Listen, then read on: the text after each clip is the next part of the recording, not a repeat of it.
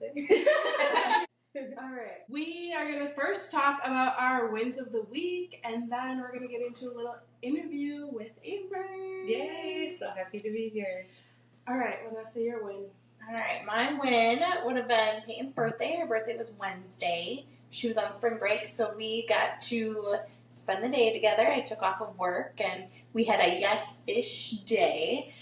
So we went shopping, and I mean, we shopped for, I swear, 10 hours. It was a long time, but she's still talking about the day, so that makes me feel real good that I was able to do that for her. What's your win? I relaxed a lot. I wasn't really feeling that great, so I went to the doctor. I guess that's a win because I never go to the doctor, but now that Josh has insurance, we're like, we're gonna go. I went, Elena went, we got on some meds, we're on the mend, so that was like good. And yeah, just really like respecting what my body needed. Good. What'd you win at this week? Oh boy. I would say I won it this week at figuring, but my boys were both suspended us. So trying to figure out how to get them from daycare to 4K, from 4K back to daycare, without losing my job.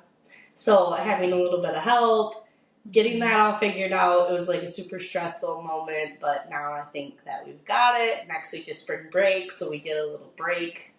But yeah, definitely having to figure out it takes a village. That is for sure. It really does. So. Yeah, I stocked my house up real good on Friday with spring break snacks because my girls are going to be home all week. We don't have like plans to go on vacation or anything. Mm-hmm. So did good snack haul with some chips, some crackers, whatever. French toast sticks. Easy stuff. Yeah. All right, so tell us your like background, right? Reverse. You have 5 years. Yeah. So my story is like a little bit different. I was actually with a female for quite a while. I would say like on and off 3-4 years. And then I had lost my father in 2017, and I can't 100% recall, but either she lost her mom a little bit before my father or a little bit after. So we both were like, oh my gosh, so we need to start moving along and having kids before we lose all the important people in our life. And at that time we were like engaged, talking about getting married. So we were like, you know what, let's just have kids. So we went to the doctor's office, and I first had, I don't know, I feel like every female worries about like, can I have kids? Yeah. Like, is my body like even actually okay to have kids? So I went in, had like your normal checkup, and I told her the situation. I'm like, clearly we're both girls here. And she was awesome. Like, I recommend her to anybody. Like, she was super cool about it. I didn't feel uncomfortable talking about it at all. She wasn't uncomfortable with the fact that both of us were females. She gave me loads of information. So we went home, and this is like my favorite part to explain because it's almost like a magazine of like, you could think of like a magazine of like hot guys. That was my first question. So it's like, there's so many different companies you can use for like sperm banks. The one we went with is based out of like Philadelphia. And so the reason why we picked them is they're like very like, I don't know the correct word, like restrictive, like on who they accept. Yeah. They do like background health checks, so like cancers, all of that. They want to make sure that you're getting like top of the line quality, I suppose. So we picked them, but unfortunately with them you don't get an adult photo. You only get like a childhood photo. But I would rather have a healthy child than like a hot child, like if that makes sense. Cool. So I was able to, you can still like pick your specifications. So I kind of wanted the blue eyes to come through because I have blue eyes. My dad had blue eyes, like my siblings. So I was just like, we're going to pick blue eyes. I kind of knew how genes worked a little bit. So, the blue eyes, I didn't really care for hair color, but you got to like listen to their voice too. So, I mean, you have like a whole catalog of people. And so I just kind of went through the profiles, like what stood out to me. So the sperm donor, or their father, was like a culinary chef. Okay. That's what he went to college for. They give you like age range. astrological sign, all of that, just no like adult photo. So I had like the childhood photo. And so they, law in, I don't know if it's all states, but at least in Wisconsin, you cannot have a donor that somebody else has. I think they're worried about like, mixing genes. So you needed to have a backup just in case your first choice was denied. So I went through and picked 2. I'm like, if both are denied, like maybe that's a sign. So I picked 2 donors. My first one was fine. Nobody in the state of Wisconsin had used him. That's super interesting. Yeah, that's very interesting. To me, it's just kind of like, really though? Like, I understand Wisconsin is like one state, but like, what if my kids go to college in a different state? So like, I understand they're doing what they can to hopefully not have that situation happen. But at the same time, I'm just like what would be the odds? It could still happen. Yeah. I'm sure it helps very, minimize that. But yeah, I definitely thought that was something interesting because I had never thought of that. So yeah, we picked out 2 choices, and then after that, like the ball got rolling super quick. You buy the vials of sperm. We had bought 2 because sometimes the first time doesn't take. Yeah. Just because you're not naturally aroused. So your body might reject it. We did that, got the vials, and then, like I said, the ball was rolling real quick. They had to ship it here in a special truck to keep it like correct temperature so it didn't die. The sperm, sorry. That sounded really bad. The sperm doesn't die. So when it got here, it went straight to the andrology lab and set up an appointment for the insemination. We ended up having to drive it to like another facility. So when we picked up the sperm, we had to keep it like body temp. So like my fiance at that time had put it in like her sports bra. And I'm like gagging the whole car ride. It wasn't even on me, but I'm like, whoop. Like, just thinking about it, and she was like, drive really carefully, because if this tips or spills, like, I'm gonna lose it. So then we went to the next place and laid there. One really cool part was the doctor actually, like, let her, like, inseminate. Yeah, that's so she got to, I mean, that tube was, like, this long. I mean, it's really thin, but to, like, get to your uterus, it was really long, and then she actually got to like push the sperm in, so she felt like a part of it. One thing I forgot to mention until I was just thinking about it was I do believe this is what caused me to have twins. It was called, I don't know the correct medical term, they call it a trigger shot. So it helps like my eggs like be big and release, because like I said, you're not naturally aroused. Do you during track like your ovulation and stuff then? We did, but that was more like on the doctor's side. Like I didn't personally. She just told me like, when was your last period? Okay, we should do it this day. Take the trigger shot this day, and then we'll do the insemination this day. The trigger shot kind of helps like fertilize those eggs. So she had me do that, and I do believe that was why I had twins, because I was actually very close to having triplets. Oh my gosh. Yes. Which was very scary, because the lady at the ultrasound said that. She was like, oh my God, you had one egg that was like literally ready to drop at any moment. She's like, you almost had triplets. I'm like, oh my God. Woo! Yeah, crisis averted. Any of my friends that are woman to woman, whatever their situation may be, just be weary of the trigger shot. I said, I love my kids, but it was very hard as a first time mom, having twins right off the bat. So I always tell my friends, be, really weary of that trigger shot. If, they see you... Do you have to get the trigger shot? You don't. Okay. And I kind of thought it was almost wired. I'm not saying like that was on my doctor's part at all. Maybe I should have asked more questions, whatever. Right. Get it right the first time. Yeah, because I also didn't want to keep buying these vials of sperm. They're very expensive. You're looking at $800 to $1,000 or more per vial. Yeah. So that's one try each time. Wow. Yeah. I wanted to make sure I got it right the first time, so I kind of did it. Didn't ask any questions, but like now I definitely let my friends know like that is not required. If you don't have COS or some type of situation that might make you not have them as easily, go ahead, it might help you. But if you are totally fine bearing kids, you have no problem, like don't.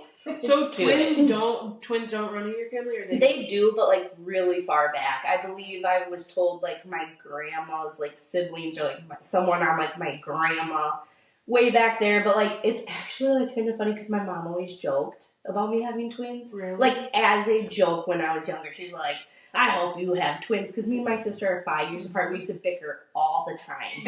So she wanted you to feel. And so when I found out that the ultrasound it was twins, I called her. I'm like, fuck you. Like, you sorry, did can I this. swear? Yeah. Okay, I was like, fuck you. I was like, it's twins. She's like, no, I don't believe you. Like, I'm like, you really think I'm joking? Like, I was so like sticker shocked, I guess you could say, because I'm like, I got a 2-for-1 deal now. Because 1 vial, 2 kids, I was just like, this was you. You manifested it. You put this into my life. It has been a very long road. I was with my ex through all of that. And then after we had the kids, I was actually still working like a second shift job. She had a first shift. I wasn't able to get first shift yet. So I was working at night and she was here. We moved in for help.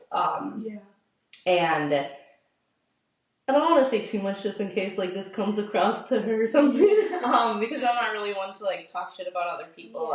It's life, it happens. It didn't work out. But there's just like issues going on at home.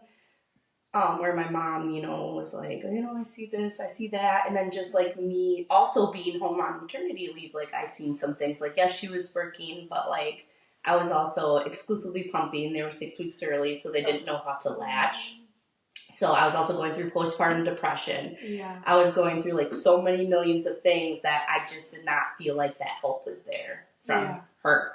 And so then I finally kind of like called it off. I was like, hey, I feel like I have 3 kids instead of 2. Like if I'm going to feel single, I'm going to be single. Yeah. So we called it off. We co-parented for a little bit because like I said, I'm not a bitter person. Especially like honestly at that point having depression, postpartum depression, I wanted the help. Yeah. Like bitch be there for me. Like so if anything, like I was trying to get her to help. Yeah. Co-parented for a little bit. She constantly, like every other weekend that she would have them was like, I can't do this anymore. This is too much. Like I'm done. I'm driving, and then did you put her on the birth certificate? So what happened is we had them the year prior to Wisconsin allowing same-sex on the birth certificate. Oh. That's why we were like going to get married right after them because as soon as we were married, she could legally adopt. Okay. Got it. But now Wisconsin passed a law that same-sex could be on the birth certificate. So I'm like 1 year shy, damn. Not that it would have really mattered because it ended up the way it is anyways. But at least you'd be held accountable because I didn't do this on my own. Yeah. So that does kind of like... Right. So it does kind of suck that like she got off scot-free, but then again, I look at my friends who didn't and are in broken households and like the bickering and the sharing and the, I had them this holiday, you have them this holiday. I came from divorced parents. So it's kind of like, you know what, it's almost like a blessing in disguise. It's hard. Some days get really hard and I would love to have like that person to help. But my family fills that slot for me, thankfully. But so we called off engagements and everything. I would say up until they're about 7 months old, she was still kind of in their lives. It was just a constant, like, there was always something. Yeah. I'm driving too much, but I'm like, I literally pick them up on Sunday. You pick them up Friday. I'm like, we're 50-50. Yeah. We're both driving. Like 30-minute drive, maybe a little less. So I was just like, So just excuse after excuse. And then she actually first called it quits. She was just like, we can't stop fighting. Like, that's not healthy for them to, like, grow up around. So I'm just, like, done. I'm like, they're literally, like, 4 months old. They can't read text messages. And, like, this just started. So, like, hopefully by the time that they are able to understand, we would be kosher by then because it's been so long. But then I was just like, bro, I'm done. I'm over this. Just like how I said, if I feel single, I'm going to be single. If I feel like an only parent, I'm just going to do it. Because they don't deserve to be like, well, why is she not here? Or why is she, missing all the time? Like, or like the cancellation. That's what I dealt with a lot with my dad. Like, So you would just cancel and not be there. Right. And then that like makes you feel bad because you're like, what did I do? Like, why am I not good enough? And I don't want them to ever feel that way because they have so many people that actually are involved and love them. Yeah. So I'm like, it's your loss. Yeah. And I mean, she has came back a few times in between relationships, just hits me up like, hey, what's up? I'm like, what? Like, we didn't just have 2 kids together? Yeah. And then, like, I fly off the wall because it's just, like, all these, like, angry vibes coming back out. And then she's like, oh, I was just checking in on how you were. I'm like, no, you can't do that. Right, like, yeah. And it would be between relationships. So I'm like, you trying to think, we're never going to work out again. Like, I have so much, like, and I try to let it go, and I don't know how, but I have, like, so much hate because you just left and moved on. Yeah. I didn't have that choice. They physically came from me. So, like, there was no me just, like, see ya. Yeah. Like, that just, so I hold so much, like, hate and resentment because I'm like, I don't know how you could just do that. Like, it wasn't like a one-night stand accident. Thank or you. Like, we were, like, engaged. We were together. We lived together. So much to get there. Yes. Yes. Like, I mean, the doctor's appointments, the vials, Yes, the picking out a person, the having them come, having the insemination part, like... Yep. Because I have a friend who's, like, married to a girl, Mm-hmm. and then she always will say, like, well, you guys could just, like, it just happens. Like, we don't have that over here. And I'm like, well, Josh has offered. But... so, hey, it's a lot cheaper. That's what Josh does. He's like, I can guarantee you a girl. And she's like, no. I'm definitely thankful for the boys, but right now they're freaking wild. Oh, my Lanta. Yeah. How old are they? 5. 5. Mm-hmm. Yes. Kenzie, dude. Those COVID babies, they're different. They are different. They, like, hype each other up to, like, another extent. Like, even think about, like, you and a best friend. Like, you and your girl best friend for, like, how many years? Like, when you guys go out, I'm sure, like, because I think about when me and my best friend, Natasha, like, go out. We, like, bounce off each other. Yeah. Like, and then it's like, we're gonna go home at, like, 10, 12. Like, it's 2 a.m. and we're like, let's go. And, like, so, like, think about that at, like, a young age where, like, boys have no chill. They just, like, and then they'll be like, oh, wait, that irritated mom? They're like, bet. Keep going. And so then they both do it. Yeah. There's, like, no voice of reason. There's no, like, hey, Red, we shouldn't do that. Hey, Riker, we shouldn't do that. They're just like, let's do it again. Yeah. And I'm just like, oh, my God. Yeah. So, yeah. My middle and my youngest, like, amp each other. Like, Yeah. it'll, like, coloring on a wall, putting stickers wherever, like, they, like, and then they'll want to, like, oh, that was that one. Oh, that was, so I can only imagine. Oh, yeah. Playing games. All the time. I'll be like, he told me to do it. Yeah. Or I'll be like, hey, who left the banana peel on the table? That was Red. That was Riker. And I'm like, okay, well, somebody needs to pick it up. And then them two start arguing, like, it was you, it was you, it was you. So then I have to, like, play this little game. I'm like, I'll just pull up the camera. As you can tell, there's no cameras. I used to do that too. And I so love that. I literally am like, I'll just pull up the camera and whoever's line's going to be in big trouble. Okay. And I'm like, I love I that used to idea. do that. I've never thought of that. so because they have like a monitor in their room because my room's downstairs, so they are up here. So I don't know if they think that thing flies around the house. Whatever their imagination is. Yes. Be anywhere. Yes. So like that I think is like their idea of the camera. And so then I usually get somebody to come forward. I love But that. that's probably not going to last much longer because they're only getting smarter. Yeah, So call you out. yeah, I might actually have to get legitimate cameras. Don't even have a murder. Just Yeah. place somewhere. Right. Yeah. Oh my gosh, that's crazy. I love that. That's a good idea. But no, my middle and my youngest, they really like, I'm putting weird stuff in the freezer, mixing concoctions, like soda and soap and whatever. Hey, you're Like, gonna have a scientist. It's so, well, my youngest is like, I want to be a doctor. And I'm like, the way you acted, yeah, sure, you can concoct some stuff. Like, but it's crazy when they just like, yeah. My friend does want twins. She's like, then it'll be one and done. Yeah, that's where I'm at. Like, this was enough. Like everybody, and at first when they were like babies, I was like, I do kind of like want one more. And like, it all depends. I mean, I'm gonna be 30. I'm going to be 30 this year. And that was kind of like always in my mind, my cutoff. Like, I don't want to be older and running around behind like a child. I also want to enjoy like my older like life. So there was always part of me that was like, if I end up getting married, if I end up finding the one, we might want one to connect everybody together. But then part of me is just like, the daycare shit I went through, the 4K stuff. I do not want to go through this again. Yeah. Daycare's so expensive, it's only going to get worse. There's like a daycare crisis. Yeah. And like, would I even be able to get mine in somewhere? Exactly. And I am not stay-at-home mom material.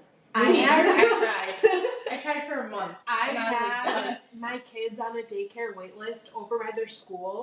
They were like on that wait list for like years, I swear. And I'm like, I don't check my voicemail, so who knows if they ever even called. But it was like at the year mark, I'm like, hey, like, am I still on the list? They're like, yeah. And I'm like, okay, like, cool. Daycare is hard. I know a few people that like are pregnant and get put on a wait list. I'm like, that to me is insane. Yeah, like, you know somebody. Yeah, so it's like, I just trust someone. Like, yes. Yeah. Well, I feel like times are like definitely changing because something happened to one of my boys at daycare, and I was just like, well, I want to see the camera footage. Like, that's just what I want. And they were like, sorry, we don't have any outside. I'm not gonna say where, but their daycare is near like a county highway. The backyard, it is fenced in, but behind that is a county highway. So I'm like, you legit don't have a camera in the back where there's a county highway? Yeah, that's insane. I'm like, that's kind of like crazy to me because cars are like going 45, 50 miles an hour, outskirts of town. I'm like... Well, and not to talk bad about the people that work at daycares because we need them to. Correct. But they don't make that good of money. Like, I know. So that's where it's like, as a parent, you're like, I'm paying y'all like $1,000 a week, whatever. But these daycare workers are making crap. Like, what? Right. Yeah, not always. I mean, you're doing like an in-home care. But yes, in-home is decent because you pocket all of that. Yeah. But like, you don't have like it's harder schedule. Like, you always have to be there. Like, vacations have to be planned like around the other person. Forever. Yeah. In advance for the parents. But. No, I totally agree with what you're saying because, like, yes, we as the people pay a lot, but they don't see that because there's cooks to pay, there's the food to buy, there's electricity, keeping the lights on, right? So I definitely do understand like that, and trust me, I work in a warehouse where you cannot have kids there, so like I have no room to talk about a daycare job because I definitely could not do it, but. I just feel like each year it gets like crappier and crappier, like conditions, like, and it just sucks because there are some people who do daycare jobs where I'm like, why are you even here? Like, you don't like kids. You obviously don't like the job. Like, why? You, like Tanisha said, you could probably get paid that amount or more working somewhere else. Yeah. Like, why are you putting these kids through it too? So a lot of that plays into my head and I'm like, yeah, I just don't think I want another one. Yeah. I don't think I could do it. Yeah. Going through all of that, like, all over again and worrying about daycare in the future. Yeah, so how did you get through your postpartum? That, honestly, like, I have to give my family, like, a lot of credit because they saw it before I did. And that's usually how it happens. Yeah. I feel like you don't see it as a person. It's your significant other or parents. So I just remember, like, this is just the one most vivid thought. I was going to say dream, but I was awake. Is, like, I was just laying in the tub, and I could just hear them, like, crying. Like, there was people tending to them, so I didn't leave them alone at that age. But it was just, like, I was just in the tub, and I was just crying, and I was like, I could just drown myself right now. And, like... So sad. I didn't want them. I didn't want to be a mom. I didn't want to be there anymore. And so then, like, I was just going to keep it all in. And then I finally told my mom that. I was like, is that normal? I was like, I literally just thought about, like, self-harming. Like, just being done. I was like, this is so hard. And then with me and the ex breaking up, it was just like, it was just so much at one time. The exclusive pumping. Yeah. So it was like not only waking up with 2 kids, but also waking up because my boobs are freaking iceberg lettuce, huge boulders and like hurting. And then it was just like, sometimes I would still just fall back asleep because I'm like, nobody's up. Like, I just need to go back to bed. And then waking up and having to like express them because you slept past. And I was just like, it was just so overwhelming. And I definitely don't think it gets talked about enough. No.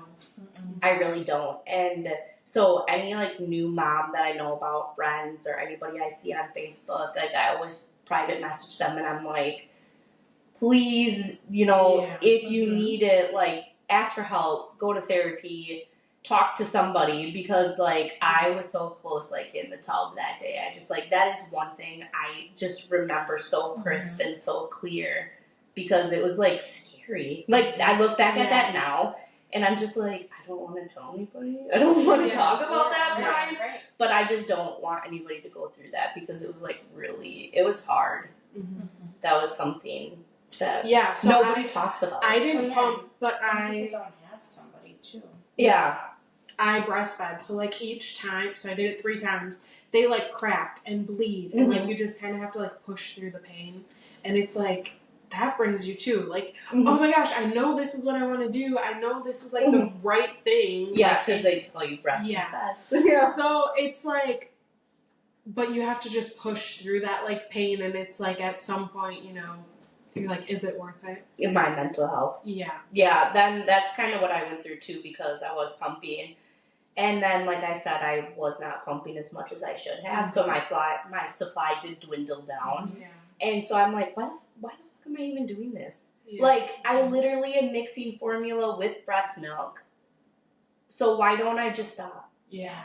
They got like, they got the colostrum, right? Yeah. They got the important stuff. I did it while they were in the NICU because I was there with them. That was my maternity leave. So I would sleep here because I couldn't stay there. Yeah. I would sleep here, wake up. My ex would drop me off there and would go to work. And I would spend all day there. So, like, what else do I have to do? Yeah. So I would pump. Like, I did really good. They had all that while in the NICU. And it was like, when they came home, I was just mixing because I couldn't keep up. Yeah. So I was just like, I'm just going to stop. So, I mean, I was still proud of myself. I still gave them all of that while they were there. Yeah. And then I did a little bit at home while mixing, and then I just went to formula. Like you have to wash the pump parts, blah, blah, blah. There's still that you could just put the pump parts in the fridge. Girl, yes. That was my life. My parents put a mini freezer in my room. So I would pump, throw them bitches in the fridge. I'm like, I'll do it tomorrow. I didn't know that with my first either. That was definitely a hack for you all. If you don't know, now you know. So, once I feel like the first time, you don't know any of these things. Right. You don't know the refrigerator thing. You don't know, like, any... Yeah. Freeze them with the dates. Yeah. Stuff like that, yeah. Like, I feel like the first one's, like, the trial. And trial and error. Then you can get it, but... I'm still going through trial and error currently. Because it's, like, 2 at the same time. So it's like, we'll try this with this one, and then we'll... Placenta previa. See, I knew once I would get the name of that, I would know what it was. Sorry, y'all. I just had a brain fart. But yes, I had placenta previa, so the placenta was like closer to my uterus than the baby's, which the placenta is supposed to be last. Mm-hmm. So if I would have had a natural birth, the placenta would have came out first, which is their oxygen, their blood. They could have died in the womb. So then we found that out, I want to say, at like 15 weeks. And of course, they're like, well, we're hoping it'll flip by then. You know, things move around. They're still little yet. It never did. So then I had the same thing as you. Again, I worked at a warehouse. I was very hands-on, on my feet, 10-hour shifts. They told me I needed to do, like, light work, light duty. So I did something lighter. And then I kept having, like, a lot of bleeding episodes, which if you're bleeding, the placenta could be detaching. Yeah. So they told me, like, nope, you need to do lighter yet. So, like, I was literally, like, cutting tubes all night, 10 hours. I was like, oh, God. And, like, I'm a very hands-on person, so I'm like, these shifts were dragging. It was good, didn't have any bad episodes of bleeding. Then came the baby shower. And I am not one to just, like, watch people work. Like, I can't just sit there and, like, watch everybody busting their butts, especially, like, for me. So, of course, I overdid it, and everybody kept telling me, like, Amber, sit down, you're not supposed to be doing this much, blah, blah, blah. I didn't listen. Woke up the day after the baby shower, stood up, and it was like a sink running. I then was admitted to the hospital on bed rest for a month. They said, we can't trust you at home anymore. So, I got 4 wheelchair rides a day, though. I couldn't wait for my family to get off of work because I'm like, I need to get out of this room. And, like, I have a dog, if you saw him in the back walking around. So they would, like, bring him to come see me and then bring me outside. Because I know he was probably like, where's my mom? Because we all left in a rush. Like, we woke up, I was bleeding, and everybody's like, shit, we need to go now. Like, it was a large amount of blood. So I'm sure he was losing it. So they brought him to come see me outside, and he better know that I love him, because anytime you leave the building, they would have to take your IV out, because they don't want people who are, like, addicts to use it outside and just right into it. So I had, like, needles poked, like, everywhere you could imagine, because they had to change it every couple of days in case of an emergency. So I would have them, like, in my fingers, in my hands, arms, legs, feet. I'm just like, I'm tired of being stabbed. Yes. So I'm just like, I'm so tired of being stabbed. So, then one time I did start bleeding at the hospital, and that was at 34 weeks. And my doctor felt confident. They're like, okay, they're approximately this weight. I would rather take them out now than have it be an emergency situation where, like, the significant other can't come in and it's a rush, and, like, that's when things happen. So she was like, I feel okay about taking them now. So I went and had it done. So they were 6 weeks early. I don't know about your C-section because you said you had one. It was, like, really sad because they were taken right away.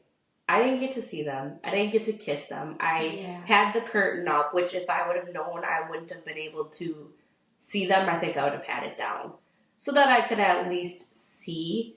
I mean, it's almost like which probably played a part in the depression.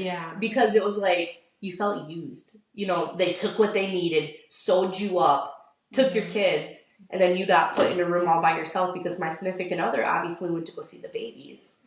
And my parents were in Canada. So it was literally them and my grandma. So I was just like all by myself because my grandma went to go see the babies too. And so I actually had, like, a negative side effect to I forgot what it's called, but it starts with, like, a V. And it's like where you're, like, schizophrenic. So I was, like, thrashing around trying to pull the IVs out. I was like, I can't be here. So, like, I FaceTime my mom in Canada crying. And she's crying because she's like, I want to be there so bad for you. And, like, it was just terrible. So, like, my whole, like... That probably does play a big portion into your... Yeah. Because I just felt, like, used. I'm like, they cut me open, took the babies, stitched me up, and they're like, see ya. Yeah, so it was like... But that, I did need the push, though, because they said I couldn't, like, go see the babies till I got up and walked. And until I had my catheter out. And, like, I would rather I just kind of wanted to lay in the bed and die. So I'm just like, don't take the catheter out, please, because that means I have to get up to go pee. So then they're like, nope, we're taking it out. But that was, like, the push I needed because then I was able to, like, go see them. So, but yes, my birth story was not fun either. So that's, like, another reason why I'm just like, yeah, I think I'm good on kids. Like, mine wasn't that. It's the weirdest thing. Like, there's no pain, but, like, the pressure and the rearranging. I'm like, and then, like, what was really nice, I don't know, like, the anesthesiologist was really cool because he was, like, whispering in my ear, like, this sounds weird, but he was like, tell me, like, whatever you're feeling. He's like, I don't care if it's weird, crazy, and I'd be like, I feel like I'm gonna throw up. Be like, oh, Push a button, medication went through, and I'm like, dang. I'm like, what was that? Because he took the puke, like the nausea away instantly. And like anytime I would say like I feel this, like boom, I'm like, dang. So I was like emergency C-section because I had the flu and something was going on with the baby, and I was puking the whole time while my C-section. Oh my god, your arms are little strapped. And so I had like really Yes, where your arms yeah. strapped, your arms are velcroed down. Yeah. You're like Jesus on the cross. Yes. What? Your arms are strapped down. Yes. Yeah, and I just have like puke like. What do you hear? You just hear them talking and beeping and stuff. Beeping, like clanking, like tools, and you instruments. kind of hear, like, I don't know, rustling. Like, John watched the whole thing. So there's like no like music or anything. No. No. She said we use elevator music. Yeah, that's what I'm like. It's awful. It's like really, I always tell my friends who had a C-section, because to me this was the biggest shock. I don't know about you, but when you're wheeled in and everything is like bleach white. Oh yeah, so that bright. scared the absolute shit out of me. Yeah. Like, you get pushed in the bed into this room and it's good it's sterilized, but like everything is like gleaming white, the brightest lights, and I'm just like, this is where I'm going to die. So Like, this is it. It looks like a movie where you're like tortured. Yes. Where they torture people Yes. inside. he does So like all these unfamiliar all the faces, nurses. and they're all like in their gowns So- and like face masks, and I'm just like, no. And your significant other, they couldn't come in until after your spinal tap is in, and I was strapped down. That's was that what for she you? said too. They couldn't come in right I away think with he you. was able to come in right away. Really? Well, when I don't remember that. they told me the significant other couldn't come in until after the spinal tap because you have to sit absolutely still. So, like, I give this one older nurse, like an old grandma, my life because she held me. So you're like hunched like this. She held me, like caressed me, and was like, "You're doing so good, Mama. Just think about after this, you're gonna have two beautiful babies." Like, I owe her my life because she was my own. I had no idea who she was. She was my only sense of comfort. Mm-hmm. I did not know anybody. I did not know. Like we said, it's bright, everything, and I'm just like, I'm going to die. Like, this is where I'm going to die. I feel like maybe I remember that. And she was the sweetest lady. Like, I was crying, and then what happened is I think I worked myself up too much that they wouldn't answer my questions, so I still to this day do not know. But as I was doing that spinal tap, I felt a gush out of me. I don't know if I peed myself. Like, I don't know if it was blood, but I was so, like, nervous and shaking, which stress with the placenta previa, you're not supposed to have stress. So after they, like, got me laid down and they transferred me to the bed, because obviously you can't move your legs, I was like, was that blood or, like, is that pee? I was like, I need to know, you know, and they're, like, using the, like, sonogram quick on my stomach, and they're, like, kind of, like, starting to freak out. I'm like, was that blood or pee? Like, can somebody please answer me? And, like, I still don't know to this day. Nobody ever ended up answering me. But then, like, after that, my significant other could come in, so, like, I started to, like, okay, Amber, it's okay. But yeah, I always try to warn my friends that I know are having C-sections. Like, I'm not trying to scare you, but I don't want you to go in the way I went in, because it was so, I think that's like the most scared I've ever been in my life. Yeah. No one in my family have ever had C-sections, so I didn't know what to expect. I don't think in mine either. And my husband didn't want our family in the room, so when I was, like, trying to give birth with Sawyer, like, no one was there but John. Yeah. And then I did have an epidural for that. So maybe I didn't have a spinal tap because of that. Oh, true. Maybe because you were already in pre-labor ahead of time. Yeah, but I think Peyton and I may have. I just don't remember. That one was so fast. Because I went from just a doctor visit, like a checkup, to, like, throwing up, to them rushing me to the data care. And then pretty much giving birth within 2 hours. Yeah, I forgot about you saying that. So you're right. Maybe they didn't do the spinal tap because you already had the epidural. Yeah. Let's get a little bit caught up to, like, present day. Do you want to start with your goals, or do you want to start with, like, what you're doing to, like, fill your cup? We can do goals. Okay. So the house that we're filming this in is, I do live with some family right now. Like I said, it takes a village. And I'm very thankful for the help that I get from my parents. And not just that, but they love having their grandkids here. Yeah. Time is so precious. And we just kind of see that as like a lot of my family is barely making it to retirement or barely past retirement before life is starting to close. So they just love having these everyday moments. And my mom and my stepdad did not have a child together. So when they got married, I was already 5. My brother was already 10. My sister was a younger, but not that baby stage. So they have gotten to go through kind of all those stages together with me. So, you know, they kind of, I feel like it fills their cup. Yeah. You know, they didn't get to have that together. Yeah, so it's beautiful. It is, but like part of me, I'm just like, they're still my kids, y'all. But yes, they help, and like I said, they got to kind of go through that stage with me. I have videos of like when I was working second shift, they were babies. So, like, I have videos of my stepdad sending me of them in their little, like, boppies, like, running race cars around it and, like, playing with them, and it was, like, really sweet and cute. So they also like having us here and whatnot. You know, they wanted me to feel comfortable, so we had the basement redone, so that's kind of like my woman cave. But when they retire, they want to, like, live up north. They love the country, hunting, fishing. So my goal would be to, like, buy my siblings out, because I'm sure this would be split 3 ways. I want to make sure, you know, that they have, like, my kids have, like, a familiar place. My kids are going to be going to the school down the street from here. So, you know, it's in biking distance, it's walking distance, it's a safe area. So I would love to be able to let them have this be the house that they grew up in. Because I grew up here. That so bad. Oh, so you grew up here too? Yes. Actually, like, I moved to Nevada for a while, and, like, I have, like, a tattoo of this house coordinates. Oh my So these are, like, that's the actual coordinates of this house. So that would be cool to, like, actually still keep it in the family. And it's a beautiful house. Good backyard, good neighborhood, safe. So I would love to. That's, like, my long-term goal.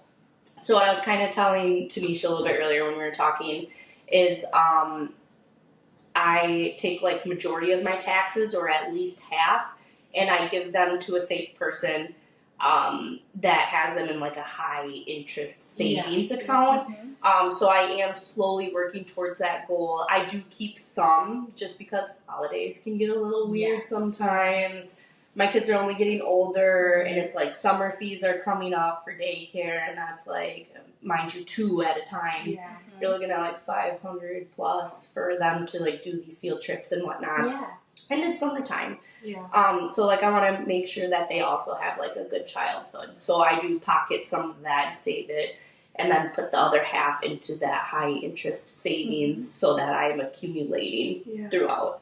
And I don't know about you guys, but sometimes that mom guilt kicks in, because I feel like I see some people, kind of like what you touched base on about showing on social media. Showing out, you know, I am assuming, because I know, like, their jobs, whatever, using that tax money to, like, go to Disney and live, like, your best life. And then there's, like, me, where I'm just like, but I also want my kids to have, like, a house. Like, I want them to have a safe place. So it's like, I don't really want to spend that little bit that I take from my taxes blowing it all right in the beginning of the year. I have a car that, like, takes me to my jobs. If that breaks down, that needs to get fixed. Otherwise, I can't go to work. There's, like, all these odds and ends. My kids are twins, so it's like anytime one gets sick, the other immediately. So it's like I'm taking multiple days off a week, or, you know, off from work, where I can't make that time up. And so, like, I need that money as, like, a like, rebounder. That's so smart. Oh, you're doing so good. I try. I really do. So, like, you don't really see me out here, like, buying new clothes. And I remember when I was younger and doing laundry, you know, I'm folding, like, my mom. Sorry, Mom, if you ever catch this. Folding my mom and stepdad's underwear, and there's, like, holes in them.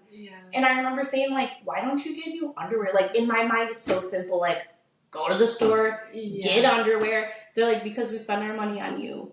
And like, as a parent, I see that wholeheartedly. Last night I went out and did something fun with a friend, and I literally went through like the 5 nice shirts I have. And I'm like, too fat. You see my mom pouch. Nope, that doesn't look good. And I'm like, sweatshirt. Threw on a freaking sweatshirt. But like, that like clicked to me because I remember my parents like very much saying like, we spend our money on you. And like, you go look at my kids' bedroom and in their closet, like, it makes me sick, especially when, I don't know about you guys, but sometimes I'm getting rid of clothes that have tags on them. All the time. I used to be really bad, especially working in the mall. Well, it doesn't help that they, like, fixate on something and they want to wear it every week. Riker is obsessed with this dog shirt. He wears it every Friday. Yeah. He knows today's Friday, I'm wearing this shirt. And I'm like, you don't want to rotate? Like, I just did a haul for you guys. Right. And so, like, I'll be going through the clothes, like, too small. And I'm like, this still has a freaking tag on it. I'm like, I could have bought myself a shirt with that money. Yeah. But, like, it's just, so I get that mom guilt because I'm, like, going back to what I was saying earlier, is, like, you see them taking these fancy trips and doing this and that. And I'm just like, you know what? I try to tell myself, they're young yet. You know, they'll remember going to Bay Beach. Yeah. Oh, yeah. They'll remember going, you know, here or there, like places close by. Like even the dolls, I know you said you do that a lot. Like even doing something like that. I'm like, they'll remember those things too and classify that as fun. And like, yeah, I had a good childhood. So I'm like, you know what? They're young enough yet that like, I don't feel like Disney is necessary. I don't feel like Florida. I don't even remember Disney. Right. Like, that's what my mom always said when I was a kid. Like, I always wanted to go to Disney, and she's like, no, not until you can, like, remember it. Like, what's the point? And actually ride all the rides. Because one of my boys is shorter than the other. They never let each other live it down. So he's a little bit shorter. So I'm like, I don't even know if you'd be able to ride all of them. So like, let me spend the money to not even be able to ride half of the rides. So the one year we got like a big tax return back, it literally, because I feel like too, when you have kids, people are like, oh, you get big tax returns. Like, no. This year, I mean, we're getting like a couple thousand, which yes, $2,000 is $2,000. But at the same time, like with 2 kids, $2,000 goes like that. Like, that's literally like 2 months. Costco. Like I mean, go to Costco and Sam's Club. Bye. Literally. So, we got like a big tax return like a couple years back, and it didn't come until December. So, I was like calling and whatever, and you know, whichever. But then when it came in December and it was like Christmas break, we drove down to Florida and we did like Legoland down there. And it was like my youngest wasn't old enough, so we got her little like Minnie Mouse high heels from Walmart to get her to ride one of the rides, and we put like whatever under the heel to make sure that her foot would like slide down. And then they were like, the ride people would like look at us, look at her, and then they'd let her on. So thankfully she got to ride like some rides when we were down there. But yeah, we had little high heels on her. Finesse tips from Tanisha. Yeah. That's so funny. But yeah, so like that mom guilt kicks in every once in a while, and then like I heard something valid like on the radio the other day about like one of the hosts like saying how they like felt bad because it's spring break and like my kids are gonna be at daycare. I work. I don't get spring break off, and I also like to save my PTO for like sick days for them. Like no matter what I'm going through, all my right. Sick days for my kids. Because it's like no matter what I go through, I'm gonna go to work. I'll pop some NyQuil, Dayquil, whatever. Work when we're sick. Yeah. Stay home to take care of them. Right. Just to get sick after. But it's like, so it's like I don't really have that vacation time to just throw anyways because it's spent on them when they're sick.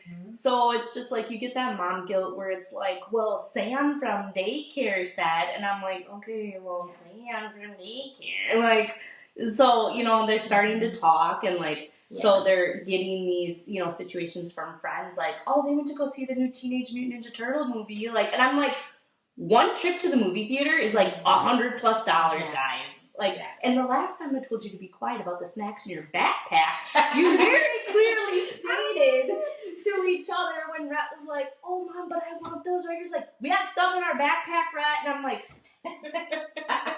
I literally that what I'm just like, I turned and looked at him and just did the mom eyes, like, shut your mouth. Because you we're going home. You were not supposed to do it. Right. But I was just like, just be quiet about it. Yeah. You don't need to tell people. Like, I'm trying to make it more like a nonchalant thing. And then he's just like, where the hell's Max their backpack? I'm like, oh my God, I can't tell you guys anything.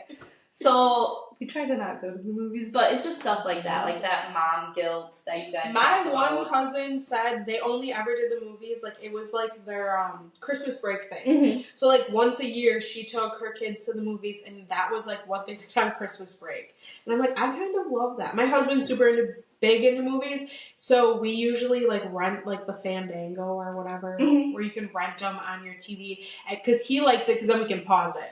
Like when you always have to go to the bathroom or whatever. And then it's like $20 for that. Whatever snacks you get from the dollar store. And then I usually like to do what kind of like gets them from wanting to go there is I always like, they get pretty hyped. I'm like, movie night with ice cream. Yeah. So like we'll do like a bowl of ice cream because they don't like popcorn, weirdos. But the ice cream locks them in. So then we just end up eating ice cream and watching a movie. And I like buy it on Apple so that they have it on their tablets. Oh, yeah. So then that's just what I do, because we don't do it too often, or they're able to find something on Netflix to watch, like a movie. But like we just last weekend bought the Mighty Pups, like the new Paw Patrol. We actually did go see that one in theaters, but then I bought it last weekend just for us to do movie night. So yeah, we don't see many movie nights. And if we do, it's like John will take Sawyer and I'll take Peyton. I think Peyton's only been to like 2 movies. That's Sing nice, 2 though. and Taylor Swift. That was it. That we did. I was going to force them to sing 2 because I like Sing 1. Yes. Well, the first one, I thought it was cute. But then when it came out on Netflix, like they were not interested at all. So I'm like, well, good thing I didn't take you. We did like Movie on the Hill last summer. Oh, I feel like that's nice because they can be loud and like obnoxious. Oh yeah. And, see, and that's another thing I worry about is my kids like being loud in the movie theater. The only thing with Movie on the Hill is it's so late when you're leaving. Mm-hmm. And I bet it's like packed. Because the picture, it's not hard to get out. Bad. It wasn't that bad. It wasn't that bad. Oh, you're supposed to say it. Okay. It wasn't that bad. No, it wasn't that bad. But they say not to bring chairs, but then people had those, what are those ones that you can, like, put in the air? The air blow-up beds? Oh, like inflatable beds? Yeah. And then I was like, dang, I kind of want those. Yeah, because I hate when, like, the grass isn't, like, fluffy and green, so it's, like, pokey. Well, and then depending on the blanket that you bring, you're kind of sliding down. It was pretty. It got wet. And so we kept like sliding down the hill. Hey guys, and like right next to my family's like practically in our laps. Yeah, but Peyton was like falling asleep. And Brooklyn and Sawyer went and like ran into the woods and were like hitting each other with sticks and stuff. We're like, get back. Yeah, but. Goals, what do you do to fill your cup? Fill my cup. Okay, so for filling my cup, I know you asked me, like, what kind of hobbies do I have? So, like, prior, when they were a little bit younger, if you asked me that, I would say none. But then I was like, you know what? I need something for me. Yeah. And it needs to be realistic. So, I actually, like, read like crazy right now. I have a Kindle. And I love to read. So now when someone's like, well, what's your hobby? Like, if I don't have my kids in the summertime, you can find a hammock reading my Kindle. Or, like, at a park by the water reading my Kindle. Like, it's almost like an escape. Like, I love 7 o'clock, time for the boys to go to bed, and then, like, I get to escape from my life. Yeah. So my kids being suspended from the bus. Whoever did whatever at daycare. Like, I have 2 people, like, telling me, Rhett did this, Riker did this, Rhett did this, and I'm just, like, by the end of the day, I'm like, oh my God, I feel like I barely worked today. I got a call from the principal, I got a call from daycare, I had to yell at my kids on the phone at daycare. Like, I just get to go sink down in my cushion, right in front of the little fireplace I have, and I just get to, like, escape into the book. Yeah. And, like, You like to read? Yeah, what do you read? Well, she had a good Facebook post because I took some of the books off of there. Like a year ago, So, okay, I don't remember what your Facebook post was. It was but about reading. I took some, and then I'm, like, listening. So, almost all my books, because I do Audible. So, almost all my books are, like, self-help, self-improvement, whatever. Well, I had this one, and I was like, oh, like, let me hit play. And then I'm going to have to look what book it was. But then there was, like, something a little bit scary happening, and I'm like, wait, like, what? What kind of book is this? Yeah, This isn't my book, but it was good. It, like, really got me through my day. So, you know, factory, repetitive. So the books is really what gets me going.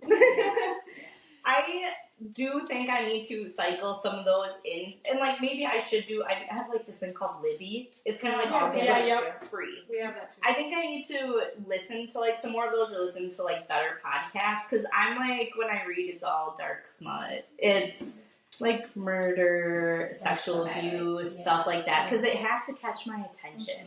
But I'm so bad with like Audible because I drift off, and then I'm like, oh my god, I just missed 20 minutes of this whole story. Me too. So like, I rewind constantly. Yes. Or someone, like, a lot of people ask me questions, a lot of people need my help. So I will be like having to talk to somebody. So then I get sidetracked. Yeah. And then I'm like, oh my god, I just missed 20 minutes of my book. Yeah. So like, I'm so bad with listening. That's why I like podcasts, because I can kind of like zone in and out and like kind of assume what was being talked about. I'm like, oh, okay, they're probably talking about this or that. But yes, I do think I should read some more of those instead of like my dark stuff all the time. But I just need something to escape, and I feel like if that's what catches my attention, then I'm like there living it, because like then I'm trying to figure out what the case is, and I'm trying to solve it, and then next thing you know, it's like 10, 11 o'clock at night, and I'm like, yep. I've been reading these kind of books for a long time because my mom was super into like murder mysteries and thrillers and all this dark stuff. And then I always thought I was so weird, like being in high school and reading those, and now it's like so like everybody openly talks about it, and like all the podcasts now, like murder and like the docu-series and things like that. So I'm like, cool, I feel good. Yeah, we fit right in. See, I can't do most of those because it like heightens my anxiety. Like I'm already so nervous, so anxious about everything, so whatever. So I can do like one here and there. But if I do too many in a row, or depending on like the mood or whatever, like I just get so like, oh my gosh. I do understand part of that, but I also feel like it's kind of heightened my sense of awareness. So I almost am like not even mad about it, because I'll be like, oh my god, this reminds me of like when I read blah, or like I listened to that. Like it kind of heightens my awareness to things. Like I'm already a really observant person, but on top of like reading and listening to these things, it almost makes me like that much more like noticing, observant. So, like, one time one of my friends was, like, at a hotel, and they're like, come meet me here, and, like, whatever, and I was in the hotel room, they're like, oh, I'm gonna run out to my car, and I'm just, like, sitting there thinking, like, who are they about to send in? I'm like, who's gonna come and get me? And I'm like, Amber, stop, you're returning books. I'm like, stop it, this is your friend, why are you being like this? But, like, immediately my mind was like, I'm like, what could I use as a weapon? And I'm, like, looking, I'm like, I guess that lamp will work. But I would say that's probably, like, my hobby right now, and has been for like the last year or so. And then like I do Goodreads, so like you have a reading challenge. I have Goodreads. Oh, we'll have to follow each other after. So I feel like that kind of helps me hold myself accountable, because I set a reading challenge, and I hate when it's like you're a book behind. I'm like, bet, let's go.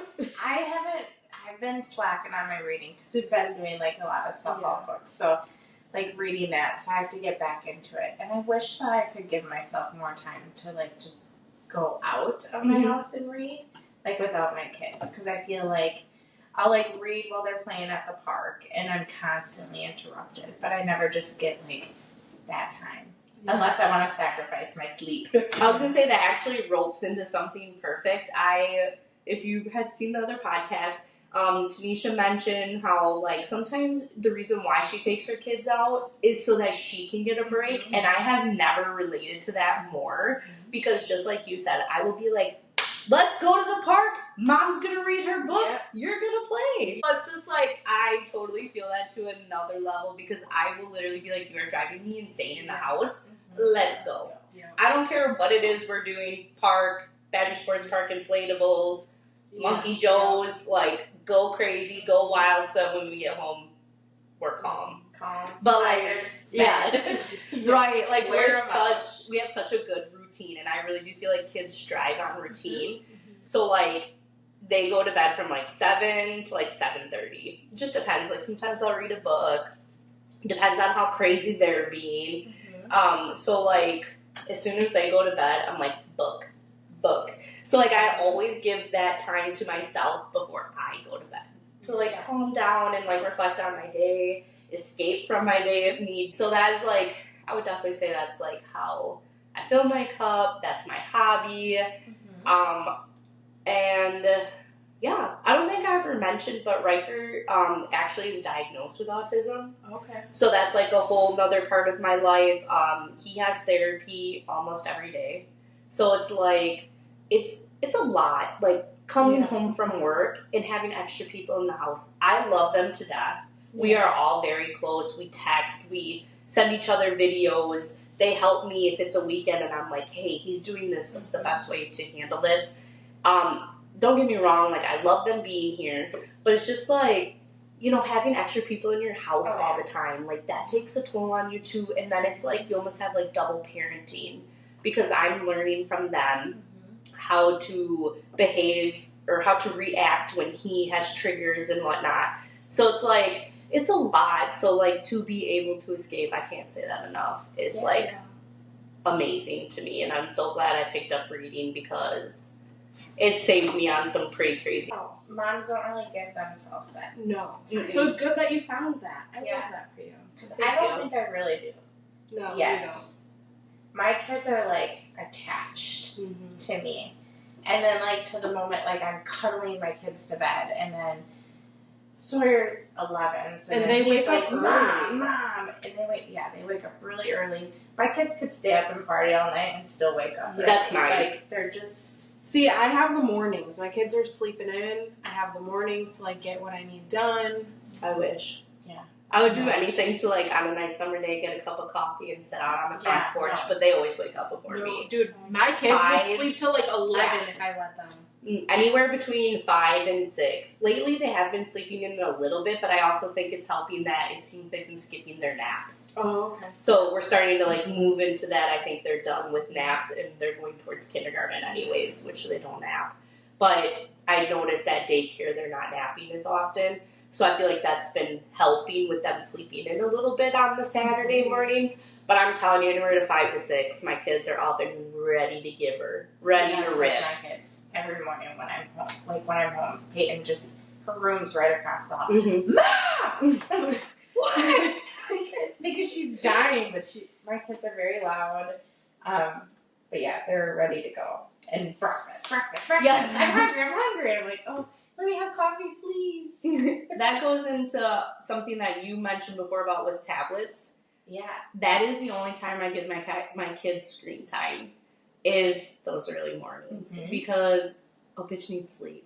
Like, I'm sorry if y'all don't like screen time, but that is when they come in, grab their tablets from my bedroom, and I go back to sleep and they play. Like, hour and a half. And I often run into the same issue as you. Once they start, they don't want to put it down. Yeah. But something that really helps me is, I don't know about your kids, but I know yours are older too. Mine are visuals. My kids love visuals. So I set a timer that they both can see. Oh, yeah. Like on the kitchen stove. Yeah. Oh, Alexa, yeah. And, like, they strive on timers. I'll be like, we're TV. Like, they watch a little bit before bed. And so then I'll be like, when the timer's done, we're done. Yeah. And I feel like as soon as they hear that timer, sometimes they beat me to the remote to turn it off. Yeah, so, I would say Peyton's really good with timers. I mean, that's how I get her to clean her room. I'm like, all right, you got 30 minutes on your timer. How much can you get done? Or, like, whatever. Or you got 2 minutes to pick up all the baby stuff. Go! Like, so we do timers often. My kids are, like, not super into their electronics lately, which I think it's because we have set where they're not on it during the week. Same. And, you know, they can earn it. I mean, but it's, like, 30 minutes. Like, I don't know. It's not worth it, really. Right. And he's like, can can I talk to my friend for 30 minutes? Sure. Mm-hmm. Yeah. Like things like that. But, and then on the weekends, they used to always, like, that would be the first thing that they did when they woke up. And I feel like now they're playing together, which is weird because they are 4 years apart. Mm-hmm. Yeah. But I love it. I mean, so we're getting there. I don't dislike screen time. It's a break, really. I think it's a tool.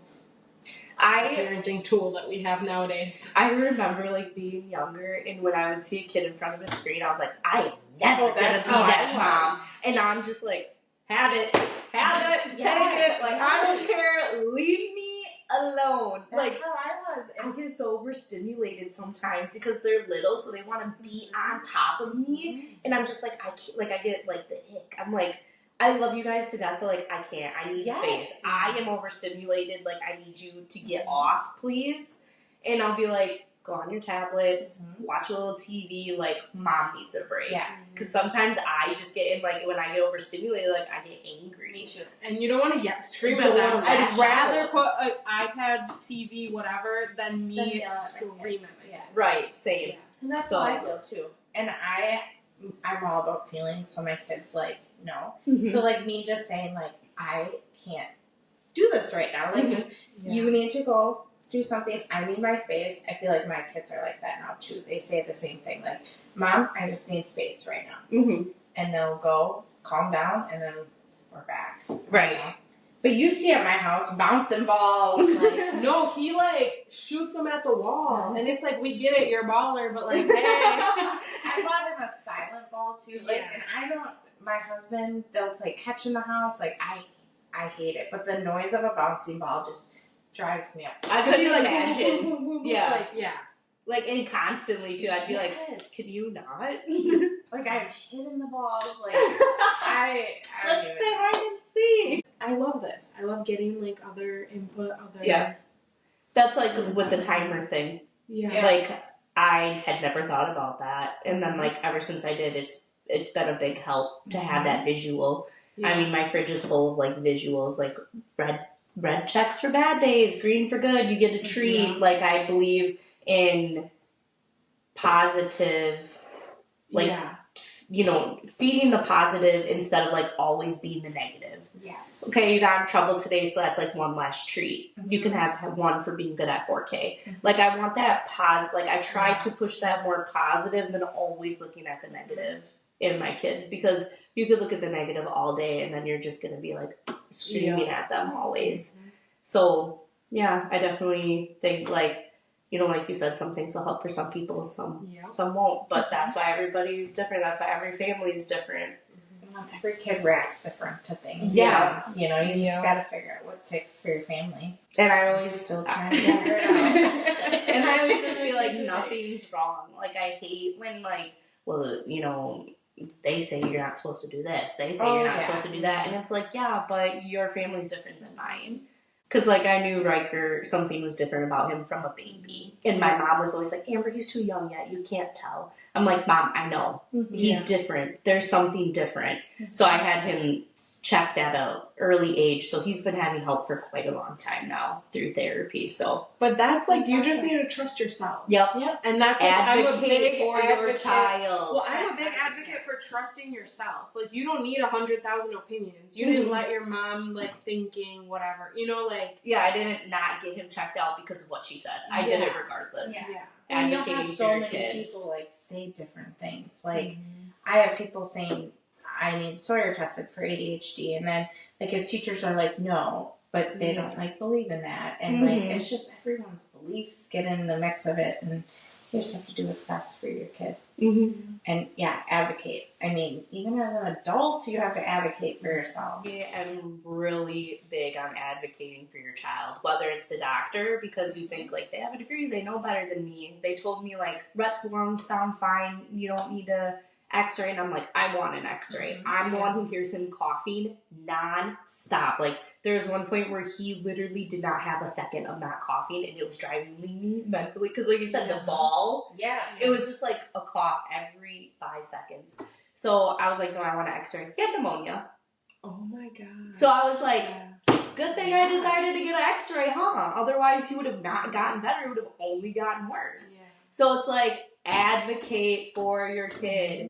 And that's the thing too. As a parent, you're allowed to change your mind. You're allowed to learn new things, grow from it. Like, you also can't be like, oh, well, I was this way. Like, you can change. Everyone can change. People don't like to change, but it's possible. Can't be closed off, closed-minded. Yeah. And honestly, that's actually like a big win, is realizing your opinion has changed on something. Like, you know what? I was looking at this. Like, there's nothing wrong with that. To me, that's a win. That's taking accountability. That's saying, like, hey, you know, maybe I was wrong. Or maybe, like, there is a different side to this. Like, we're all still learning. Yeah. Learning as parents, learning as individuals, learning as human beings. Right. Yes. Time is forever changing. Yeah. And it will keep changing. Forever. But, yeah. We love you guys. Thanks for listening. Yes, this was a great conversation. I love this. Me too. So much. I was nervous. Have a great week. Bye. We love you.